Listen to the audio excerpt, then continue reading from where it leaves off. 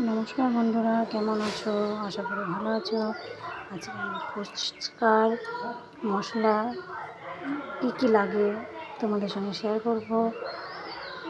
এই যে কী দিয়েছি তোমাদের বলছি: ভাজা শুকনো লঙ্কা, জিরে গুঁড়ো, রাঁধুনি, মৌরি, তেজপাতা, লবঙ্গ, দারচিনি,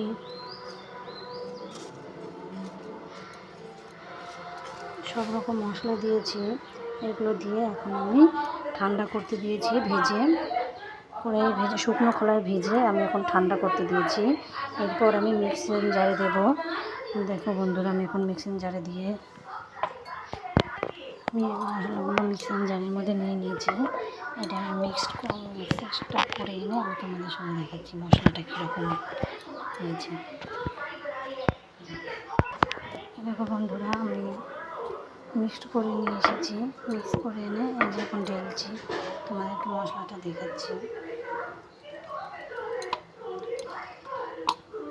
এই যে বন্ধুরা, এই মশলাটা তুমি আলু কাবড়ি, ফুচকার জলে ফুচকার আলুর সঙ্গে মাখতে পারো। এই ফুচকার এই মশলাটা দিলে খুবই ভালো লাগবে। ভালো লাগলে লাইক কমেন্ট শেয়ার করবে। আর পরের নেক্সট ইয়েতে ফুচকাটা আসছে, ফুচকা বানানো কীভাবে বানাবো তোমাদের সঙ্গে শেয়ার করছি। আর জল মাখানোটাও তোমাদের সঙ্গে শেয়ার করবো। জল আলু মাখা তোমাদের সঙ্গে শেয়ার করছি। মশলাটা রেখে দিলাম।